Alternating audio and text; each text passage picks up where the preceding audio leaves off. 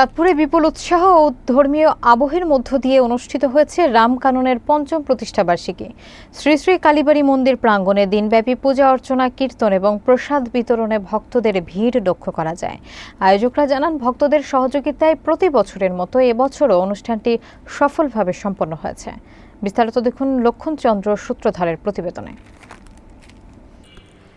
চাঁদপুরে রামকাননের পঞ্চম প্রতিষ্ঠাবার্ষিকীকে কেন্দ্র করে শুক্রবার দিনব্যাপী ধর্মীয় অনুষ্ঠান এবং উৎসব মুখর পরিবেশ লক্ষ্য করা গেছে। ভোরে শ্রী শ্রী কালীবাড়ি মন্দিরে রাম ঠাকুরের পূজা অর্চনার মাধ্যমে কর্মসূচির সূচনা হয়। আয়োজকরা জানিয়েছেন, প্রতি বছর নিয়মিতভাবে এই অনুষ্ঠান পালন করা হলেও এবার ভক্তদের উপস্থিতি ছিল আরও বেশি। দুপুরে কয়েক হাজার ভক্ত প্রসাদ গ্রহণ করেন, যা পুরো মন্দির এলাকায় এক বিশেষ ধর্মীয় আবহ সৃষ্টি করে। রামকাননের আহ্বায়ক গৌতম দত্ত এবং সদস্য সচিব সুকান্ত ঘোষ জানান, ভক্তদের আন্তরিকতা এবং সহযোগিতাতেই এই আয়োজন সফলভাবে সম্পন্ন হয়েছে।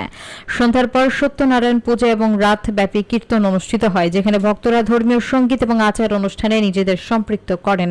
উপস্থিত সবার মতে এই ধরনের আয়োজন ভক্তদের মাঝে ধর্মীয় ঐক্য, সম্প্রীতি এবং ভ্রাতৃত্বের বন্ধন আরও সুদৃঢ় করে। বার্ষিকী উপলক্ষে আয়োজিত কর্মসূচি শান্তিপূর্ণভাবে সম্পন্ন হওয়ায় ভক্ত এবং আয়োজকরা সন্তোষ প্রকাশ করেন।